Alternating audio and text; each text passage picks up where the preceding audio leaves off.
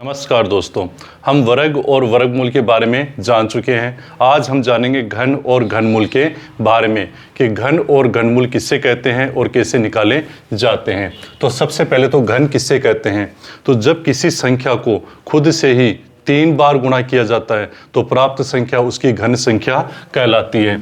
जैसे 2 है तो 2 को 2 से ही कितनी बार गुणा करना है, 3 बार। तो क्या प्राप्त होगा, 2 दूने 4, 4 दूने 8।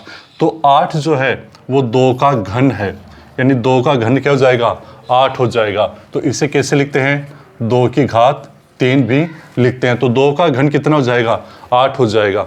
तो परिभाषा क्या हुई, जब किसी संख्या को स्वयं से ही 3 बार गुणा किया जाता है तो प्राप्त संख्या उसकी घन संख्या कहलाती है। फिर घनमूल क्या होता है, घनमूल जैसे 8 का घनमूल क्या होता है, तो परिभाषित कैसे करेंगे कि वह संख्या जिसको खुद से 3 बार गुणा करने पर दी गई संख्या प्राप्त हो जाए तो वह कहलाती है उसकी घनमूल। जैसे 2 है तो 2 को 3 बार गुणा करेंगे तो अपने क्या प्राप्त होगा, 8। तो 8 का घनमूल जो होगा वो कितना हो जाएगा, 2 हो जाएगा। तो ये तो थी घन की और घनमूल की परिभाषा। अब हम देखते हैं कि घनमूल निकालते कैसे हैं। तो घनमूल निकालेंगे हम अभाज्य गुणनखंड विधि से। तो सबसे पहले तो अपन निकालते हैं 8000 का। तो 8000 का घनमूल निकालेंगे तो इसके क्या करेंगे, अभाज्य गुणनखंड। और अभाज्य जब गुणनखंड करते हैं तो हमें भाज्यता के नियम काम में आते हैं। 0 है तो 2 का भाग चला जाएगा, कितना आ जाएगा, 4000। इसमें 2 का भाग चला जाएगा, कितना आ जाएगा, 2000। इसमें भी 2 का भाग चला जाएगा, कितना आ जाएगा, 1000। इसमें भी 2 का भाग चला जाएगा, कितना आ जाएगा, 500। इसमें भी 2 का भाग चला जाएगा, कितना आ जाएगा, 250। और 250 में भी 2 का भाग चला जाएगा, कितना जाएगा, 125। 125 में इकाई का अंक 5 है, 2 का भाग नहीं जाएगा।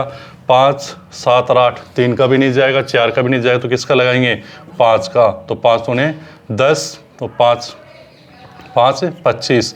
कितनी बार चला गया, 5 बार। 25 में किसका चला जाएगा, 5 का। कितनी बार, 5 बार। और 5 में 5 का कितना आ गया, 1। तो हमने क्या किया था, जब वर्गमूल निकाले थे तो जोड़े कितने के बनाए थे, 2-2 के, क्योंकि 2-2 संख्याओं को गुणा करने से ही वर्ग प्राप्त हो रहा था। लेकिन घन कब प्राप्त हो रहा है, जब खुद को 3 बार गुणा करते हैं। किसी संख्या को स्वयं से 3 बार गुणा किया जाता है तो क्या प्राप्त होता है, घन। तो जोड़े भी कितनी कितनी संख्याओं के बनेंगे, 3-3 के। तो यहाँ से हम 3-3 के जोड़े बनाएंगे। एक तो ये जोड़ा बन गया, एक ये जोड़ा बन गया और एक ये जोड़ा बन गया। तो हमारा जोड़ा क्या बना, 2 गुणा 2 गुणा 5। तो इनको जब गुणा करेंगे, 5 दूनी 10 और 10 दूनी 20, यानी कि इसका जो घनमूल होगा वो कितना होगा, 20। किसका, 8000 का घनमूल कितना प्राप्त होता है, 20 प्राप्त होता है। इसी प्रकार हम इस संख्या का भी घनमूल निकाल के देते हैं। संख्या है 15625। तो क्या लिख देंगे, 15625।